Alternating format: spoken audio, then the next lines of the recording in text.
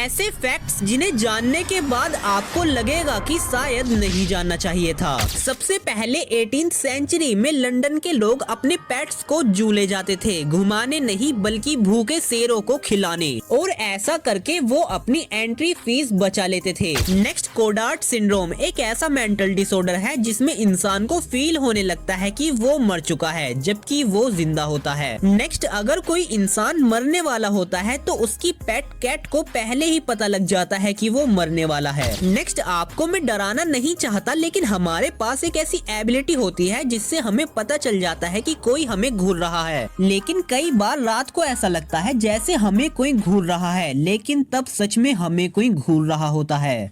लगभग 4.5 बिलियन साल पहले जब अर्थ बिल्कुल नई नई बनी थी, तभी एक थिया नाम का मार्स जितना बड़ा प्लेनेट आया और अर्थ से टकरा गया, और ये टक्कर इतनी खतरनाक थी कि दोनों प्लैनेट्स के कुछ हिस्से पिघलकर स्पेस में बिखर गए, और ये जला हुआ मलबा धीरे धीरे एक जगह पर इकट्ठा हो गया और एक गोले की शेप लेने लगा, जिसके बाद आगे चलकर यही गोला चांद बन गया। इन प्लैनेट्स पर एक दिन कितने घंटों का होता है, आइए जानते हैं। सबसे पहले ये तो हम सबको पता है कि अर्थ पर एक दिन 24 घंटों का होता है, और साथ ही मार्स पर भी एक दिन 24 घंटे और 36 मिनट का होता है, लेकिन जुपिटर पर एक दिन 10 घंटों का और सैटर्न पर 10.5 घंटों का होता है। हालांकि नेपच्यून पर एक दिन 16 घंटों का होता है और यूरेनस पर एक दिन 17 घंटों का। वही प्लूटो पर एक दिन 153 घंटों का होता है, यानी अर्थ के 6 दिन के बराबर एक दिन, और मर्क्यूरी पर एक दिन 58 दिन के बराबर होता है। लेकिन सबसे स्लो है वीनस, जिसका सिर्फ एक दिन अर्थ के 243 दिन के बराबर होता है।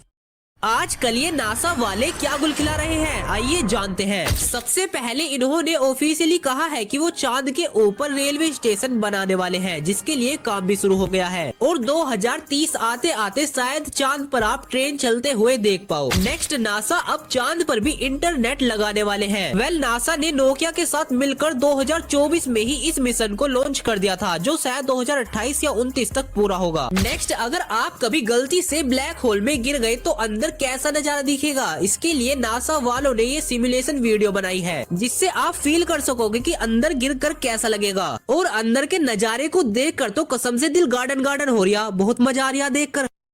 5 फैक्ट्स जो आपको 5 सेकंड्स पहले नहीं पता थे। सबसे पहले, जब आप फोन देखते हो तो 20% कम ब्लिंक करते हो, और इसी वजह से आंखें ड्राई होती हैं और हेडेक होता है। नेक्स्ट, जब भी आप सांस लेते हो तो नाक के एक छेद से ज्यादा हवा अंदर जाती है, और हर 15 मिनट में ये राइट लेफ्ट बदलती रहती है। नेक्स्ट, मोबाइल फोन को इन्वेंट करने वाले मार्टिन कूपर ने कभी सोचा नहीं था कि आगे चलकर फोन इतने एडवांस हो जाएंगे जिन्हें इंसान 7-8 घंटे इस्तेमाल करेंगे। उनका कहना है फोन इंसान के कंट्रोल में होना चाहिए, ना कि इंसान फोन के कंट्रोल में। नेक्स्ट, इंसान कभी भी पूरी तरह खामोशी को नहीं सुन सकता, क्योंकि शांत जगह पर होने पर भी उसे दिल की धड़कन, ब्लड फ्लो जैसी कई आवाजें बॉडी में से सुनाई देने लगेंगी। नेक्स्ट, जितने मिल्की वे गैलेक्सी में स्टार्स हैं, उससे ज्यादा अर्थ पर पेड़ मौजूद हैं।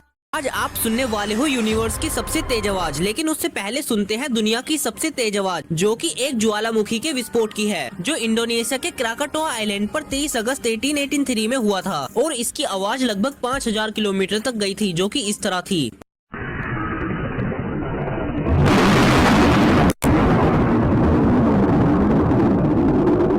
और जो यूनिवर्स की सबसे तेज आवाज है वो है 2 ब्लैक होल्स के टकराने की या जुड़ जाने की। लेकिन शायद आपको पता होगा कि स्पेस में आवाज सुनाई नहीं देती, तो जो आप सुनने वाले हो वो साइंटिस्ट ने ग्रेविटेशनल वेव्स को साउंड में कन्वर्ट किया है, और ये जिन ब्लैक होल्स की आवाज है वो सूरज से 30 गुना ज्यादा बड़े थे, और जब ये हुआ तो जितने भी स्टार्स ऑब्जर्वेबल यूनिवर्स में हैं, उनसे 50 गुना ज्यादा एनर्जी रिलीज हुई, और वो आवाज ऐसी थी। ऐसा क्या है वुल्फ में जो कोई भी उसे पालतू नहीं बना सकता?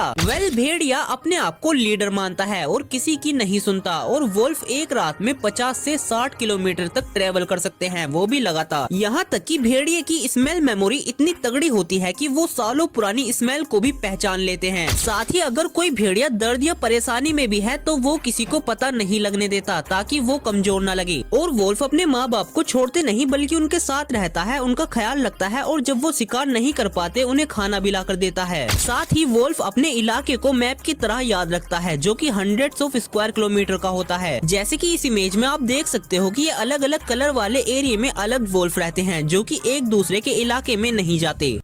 अगर ये एक्सपेरिमेंट हो जाता तो आज हम ना होते। दरअसल यूएसए ने सोवियत यूनियन को स्पेस रेस में अपनी पावर दिखाने के लिए एक सीक्रेट प्लान बनाया, जिसमें वो लोग एक न्यूक्लियर बॉम्ब को स्पेस में ले जाकर चांद पर फोड़ने वाले थे। यहाँ तक कि साइंटिस्टों ने तो आइडिया दिया कि धमाका इतना मस्त और बड़ा होना चाहिए कि अर्थ से भी उसे आसानी से देखा जा सके। हालांकि ये लोग ये सब करते इससे पहले प्रोजेक्ट को ही बंद कर दिया गया। सोचो अगर ये चांद पर बॉम्ब फोड़ देते तो क्या होता।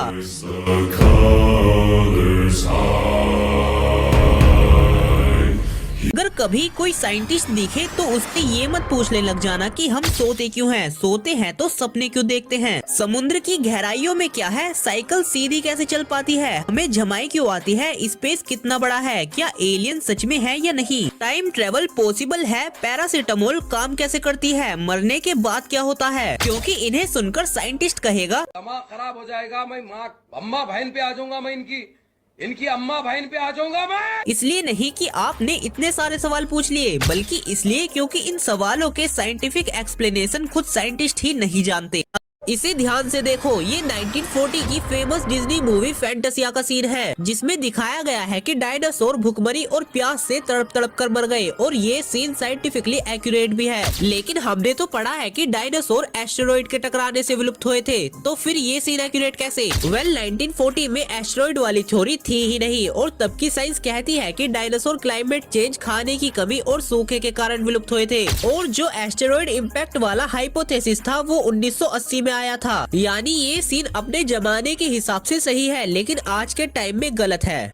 आखिर आपको इनमें से किस चीज से डर लगता है। दुनिया के हर 10 में से 9 लोगों को इन 5 में से एक चीज से डर लगता ही है। अगर आपको इनमें से किसी से डर नहीं लगता तो आप बन जाओगे सबसे यूनिक पर्सन। नंबर 1, क्लोस्ट्रोफोबिया, बंद जगहों का डर, जो अगर आपको है तो आप 5% लोगों में आते हो, जिसमें लोगों को बंद जगहों पर होने से बहुत डर लगता है। नंबर 2, ओफिडीफोबिया, इसमें लोगों को सांपों से बहुत ज्यादा डर लगता है, और ये 6% लोगों को है। नंबर 3, अर्कानोफोबिया, ये भी 6% लोगों को होता है, जिसमें लोगों को मकड़ियों से बहुत ज्यादा डर लगता है। नंबर 4, एक्रोफोबिया, अगर 18 फीट की ऊंचाई से नीचे देखकर आपको डर लगने लगता है तो आपको एक्रोफोबिया है। नंबर 5 पर है सोशल फोबिया, यानी सोशल एंजाइटी कि लोग क्या कहेंगे।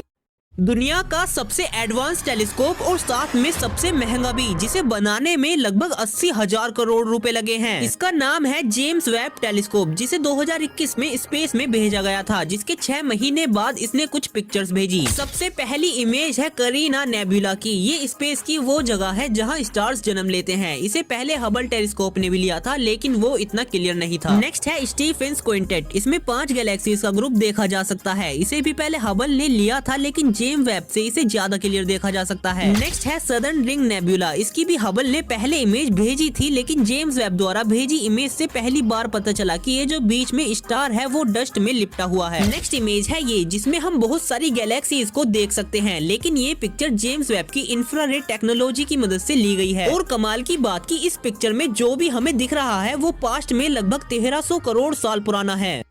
ऐसे मिस्टीरियस फैक्ट्स जिनकी सच्चाई कोई नहीं जान पाया। सबसे पहले 1987 चिकागो में सब लोग मजे से घर में टीवी देख रहे थे, लेकिन तभी टीवी स्क्रीन पर एक भयानक सा आदमी दिखाई देता है, मैक्स हेडरूम मास्क पहने हुए, जिसने सभी टीवी को हैक कर लिया था और अजीब सी आवाजें और बातें कर रहा था पूरे 40 सेकंड तक। और आज तक ये पता नहीं चला कि वो आदमी कौन था और उसने टीवी को हैक कैसे कर लिया था। नेक्स्ट 1997 में एरिजोना के आसमान में रात के वक्त हजारों लोगों ने एक ही चीज देखी कि सिटी के ऊपर यूएफओ जैसी चीज स्लो मूव कर रही है, जिसके लोगों ने फोटोज और वीडियोस भी बनाई। यूएस एयर फोर्स ने कहा वो फ्लेयर टेस्ट था, पर लोगों ने कहा फ्लेयर्स ऐसे परफेक्टली ट्रायंगल में मूव नहीं करती, और असल में कोई नहीं जानता वो चीज क्या थी। अगर कभी रेगिस्तान में भटकते हुए ये आवाज आने लगे तो इसके पीछे ये सोचकर गलती से भी मत चले जाना कि कोई बच्चा झुनझुना बजा रहा होगा, क्योंकि ये आवाज रेटल स्नेक निकालते हैं जब उन्हें खतरा महसूस होता है। ऐसे में अगर आपको सांप मिल जाए तो बचने के लिए धीरे धीरे अपने कदम पीछे हटा ले, लेकिन फिर भी अगर सांप काट ले तो दिमाग में उसकी तस्वीर खींच लेना, क्योंकि हर रेटल स्नेक की स्पीसीज के लिए अलग एंटीवेनम लगता है और गलत एंटीवेनम जान भी ले सकता है। ऐसे फैक्ट्स जो आपको जरूर पता होने चाहिए। सबसे पहले अगर आप कहीं सिग्नेचर करो तो ध्यान से देखना, जहां साइन करो उसकी लाइन नहीं बल्कि एक सिक्योरिटी फीचर है जिसे माइक्रो प्रिंटिंग कहते हैं। नेक्स्ट, जब भी आप अपनी आंखों को ऐसे रब करते हो तो उसके बाद जो अलग अलग कलर के चांद सितारे से दिखाई देते हैं उन्हें कहते हैं फोस्फिन्स। नेक्स्ट, कभी सोचा है कि ये पावर सिंबल ऐसा क्यों दिखता है? असल में ये कॉम्बिनेशन है इसका, जिसे 1 और 0 से बनाया गया है, जिसमें 1 का मतलब ऑन और 0 का ऑफ होता है और ये सिंबल बाइनरी सिस्टम से आया है। नेक्स्ट, डॉक्टर्स की इस खतरनाक राइटिंग की वजह से हर साल लगभग 7,000 लोग मारे जाते हैं। आखिर ज्वालामुखी के फटते ही जियोलॉजिस्ट उसके पास क्यों जाने लगते हैं? ऐसा क्या मिलता है उन्हें ज्वालामुखी में? इसके 2 रीजन हैं। पहला रीजन कि फटने वाले वोल्केनो को कलेक्ट करके ये लैब में रिसर्च करते हैं, क्योंकि उसमें बहुत जानकारी होती है जिससे ये भी पता चल सकता है कि आखिर ये वोल्केनो फटा क्यों और फट गया तो फटा कैसे। दूसरा रीजन कि कभी कभी वोल्केनो के फटने से लोगों को बेशकीमती जेमस्टोन और हीरे भी मिल सकते हैं। हालांकि इनका मिलना बहुत ज्यादा रेयर है, लेकिन एक बार मिल गए फिर तो पैसा ही पैसा होगा। साइंटिस्टों का बनाया ये खतरनाक इल्यूजन आपका दिमाग हिला देगा। दरअसल आपको सेंटर में बने इस रेड डॉट पर फोकस करना है। ध्यान रहे कि आपकी नजर इस रेड डॉट के अलावा कहीं न जाए, और हाँ, पलके मत झपकाना वरना इल्यूजन सही से काम नहीं करेगा। और जब मैं काउंटडाउन खत्म करूं तो फिर आपको अपने चारों ओर देखना है और जो भी चीज आप देखोगे वो घूमती हुई दिखेगी। और अब ये इल्यूजन आपके दिमाग पर हावी होना शुरू हो गया है। अब मैं काउंटडाउन शुरू करने वाला हूँ, इसका एक्सपीरियंस कमेंट्स में जरूर बताना। तो 3, 2, 1। इन एशियंट लोगों की आवाज सुनने में कैसी लगती होगी? आइए जानते हैं। इन लैंग्वेजेस की साइंटिफिक स्टडी करने के बाद पता चला कि ये कुछ ऐसे साउंड करती होंगी। सबसे पहले सुनते हैं वाइकिंग्स की आवाज। Hvað hef ég gjört til að bera svo bága kvenhyrni? Það veit ég ekki sko. Next, ancient Chinese आपस में कुछ ऐसे बात करते थे। Gut no. Next, old Arabic के लोगों के बोलने का अंदाज कुछ इस तरह था। حليمت وخزر بسيفه فمرق خلال سلساله